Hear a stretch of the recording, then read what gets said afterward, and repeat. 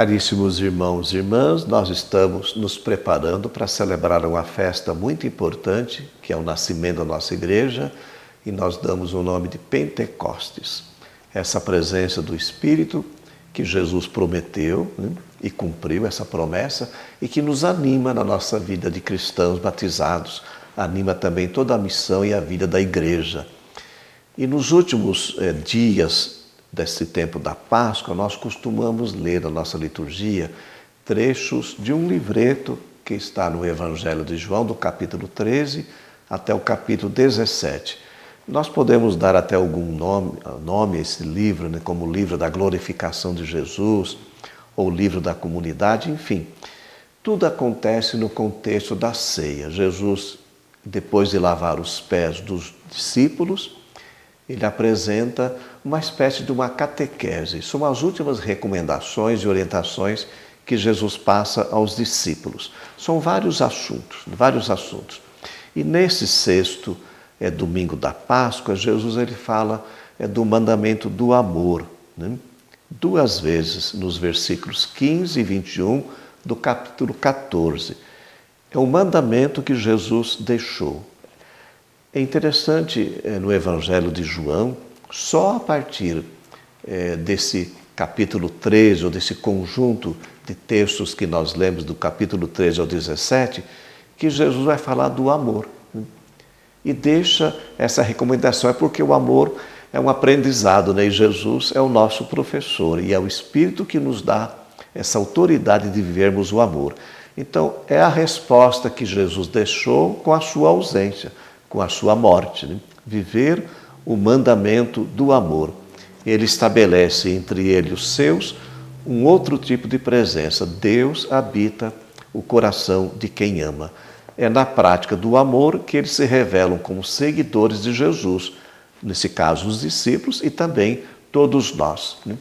E é interessante que Jesus fala que os discípulos têm que viver o mandamento do amor que ele viveu, É o mesmo amor que o Pai tem por Jesus e que Jesus tem pelos discípulos e que deve marcar a comunidade cristã. Quem ama é discípulo de Jesus e é o continuador da sua obra e é fiel a ele. Nós podemos dizer que o amor, como Jesus nos ensinou, é o remédio para curar as feridas do nosso coração. E por que não as feridas também de nossa sociedade, Também, 2 semanas antes ainda de Pentecostes, Jesus já fala do Espírito Santo. Olha só o que ele diz. Eu rogarei ao Pai e ele vos dará um outro defensor. João fala do Paráclito, para que permaneça sempre convosco. Ele é o Espírito da verdade.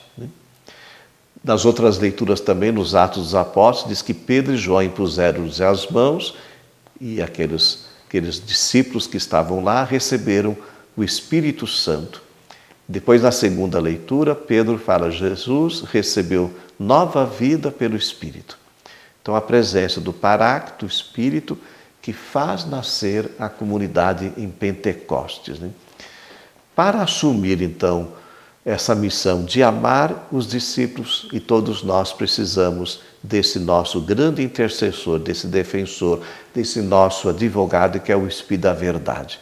É ele que nos anima na missão, que continua a agir na vida da igreja. É essa presença de Jesus. Nos Atos dos Apóstolos, no capítulo 8, o texto narra o anúncio da palavra de Deus já na Samaria. É uma das primeiras comunidades cristãs. E Filipe, ele anuncia ali o Cristo e realiza milagres. Ele continua a missão de Jesus.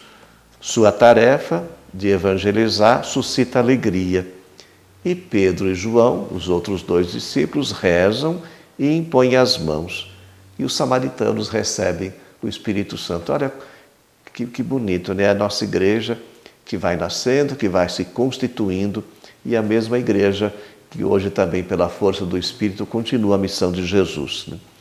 Também na segunda leitura, Pedro, ele anima a comunidade a dar a razão da sua esperança e a reconhecer que o único Senhor é Jesus. Ele é a norma do comportamento da comunidade. É o justo que morreu pelos injustos a fim de nos conduzir a Deus. Nós estamos nos preparando para celebrar essa festa de Pentecostes, para acolher o Divino Espírito Santo. Eu posso dizer assim, não vamos procurar consolo em coisas passageiras. Deus é o nosso sustento. Ele é o nosso Paráclito, o nosso Consolador, aquele que alivia as nossas dores, as nossas preocupações e que nos dá força para vivermos a nossa fé cristã e anunciar também como igreja o nome de Jesus. Abençoe-vos o Deus Todo-Poderoso, Ele que é Pai, Filho e Espírito Santo. Amém.